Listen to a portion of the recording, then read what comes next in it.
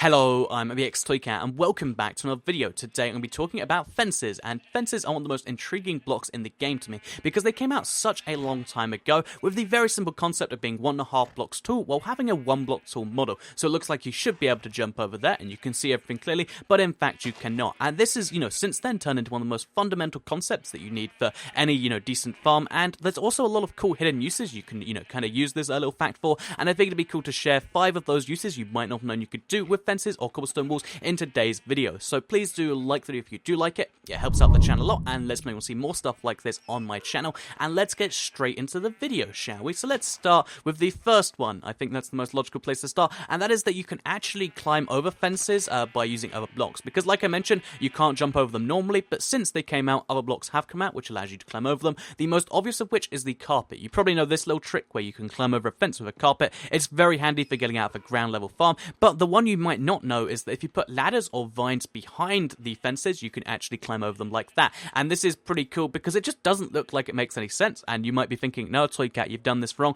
but in fact, I can climb over and out of the fence even though I shouldn't be able to like that. So the reason this works is because of the fact that the fence doesn't take up the whole block, and the ladder is on that side of this block, or this side of that block, I should say, which means that as I jump up, I slightly go over the fence, and I get affected by the ladder, and then it pulls up the rest of me, and then boom, I'm over the fence, even though it doesn't look like I should be. So you can use this to confuse your friends as they're like, oh no, we're trapped, and then you climb yourself out. Or you could just use it if you have a farm that's like below ground level. You can totally use it for that. So yeah, you can actually climb over fences even though it doesn't seem very intuitive, which is very useful if you do have a farm set up. If you're not using fences for farms, then another thing you can use them for is the second thing you might not have known, which is actually very confusing parkour. So again, their model being different to their actual, like height means that even though this jump here looks like it's impossible, it's actually a pretty easy jump to make from there to up there on the half slab, you say. You might look at that and say, no, it's okay, just not makeable. But as you can see right here, if I climb on the fence, onto the wall, onto the fence, and then jump over to there, you can see I made the jump with relative ease. I could have made a probably slightly more complex jump if I had a little bit more, parkour skill, but you can see how this works. You can actually just jump on and off of things very, very easily, even though it doesn't look like it's too possible. So yeah, using them to confuse people is very easy, and also, you can just kind of disorientate people, because if you put a half slab on top of the fence, it doesn't actually change the height you're at, so even though all of this looks like you should change level or fall off somewhere, as you can see, if I follow this thing along, as soon as I get on this fence, I stay at this whole block height the whole time, and it's very, very weird and surreal because I go over so many different blocks. But yeah, you can see I just kind of float above the things that aren't there. Very, very weird and confusing, but if you want to confuse people, disorientate them, because that's really what this does every time I do it. Like, I shouldn't be able to walk along this, then you can totally do stuff like this and just confuse people. So yeah, that is the second thing you might not know. Let's move on to the third, which is one of my favorite tips ever. So if you've seen my channel for any amount of time, you've probably heard this one before, but it is so very useful because you can basically,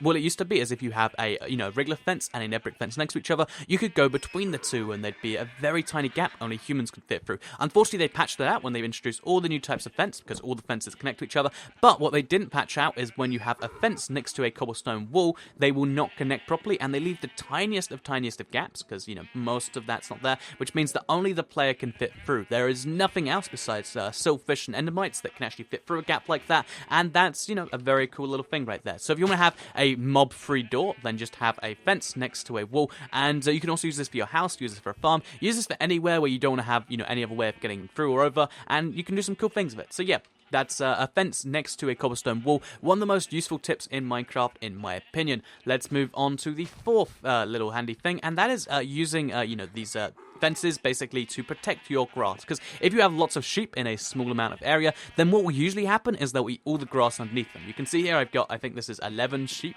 I can't count on the spot right here, but that's probably 11 sheep right there, with like a lot of grass below them. If I just left them here with no way for them to restock the grass, they'd eat all the grass and they'd be left with dirt, and they'd never regrow their wool, which is kind of a shame. However, by using fences, because when you place a fence or a wall on a piece of dirt like so, you can see, although they take up a little bit of the ground, they still leave the grass below it just fine. It never replaces the grass, which means that if this becomes dirt and then, it becomes unhabitable, so let me just do that right now, what will actually happen is one of these two blocks will eventually turn that back into grass, which means oh, that's a weird glitch right there, but which means even if they eat all of the grass in there, which they look like they're close to doing, every time they do, you can see it just happened there, every time they do, the walls will actually replenish the dirt, which is pretty cool. So yeah, you can use cobblestone walls or fences to kind kind of save some grass so that you never run out of grass in your farms and you don't have to go silk touch a block and get it over there. No one wants to do that, and it's a very handy tip to know. So yeah, save your grass with walls or fences. And let's move on to the fifth one,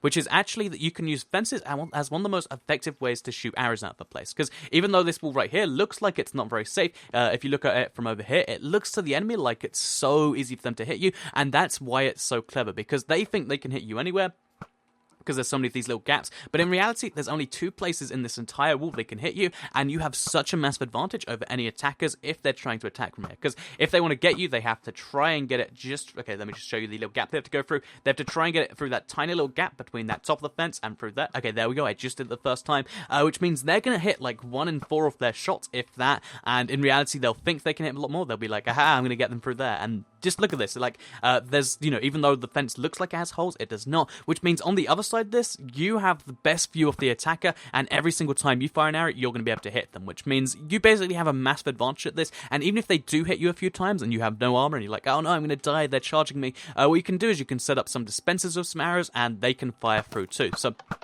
here you can see, I can just, fire arrows through that, like that, and I can hit anyone that comes too close to the wall. If you want, you can even surround this with, I was going to say some lava, but that's probably a bad idea, but you can surround this with some lava, or replace this with nether brick fences, and you can just basically make an ultimately fortified fort, where people think that they can hit you, but in reality, you hit them a lot more. So yeah, this is one of the best ways to fortify yourself. Fences look like they're not safe, and that's what makes them so safe, in my opinion. So yeah, that is the 5th thing you might not have known you could do with fences. I hope you did enjoy 5 of these. Just as a fun little 6th one, that it's kind of an honorable mention because it didn't make the list. Basically, if you put cobblestone walls or fences next to your fence gates, you can actually lower or raise the height. Look at that. It looks like you can see, they're actually different heights right there. And to quickly show you, if I put spruce fence on either side of this, it stays at the same height. But if you put a cobblestone wall on either side, it'll actually lower the fence, which is really, really weird and cool. And also, look how cool this design of the embossed cobblestone wall and the acacia wood is. I think it's cool anyway. So yeah, that was the honorable mention for today. Hopefully you did enjoy all of these little facts about fences and cobblestone walls. If you did, please do like the video and let me know. It helps out the channel a lot, and lets me know you do like it. Share it if you really liked it, and subscribe if you're new around here. I make videos like this every single day on my channel, and if subscribed, you'll see them daily on your homepage. Thank you all for watching, and goodbye.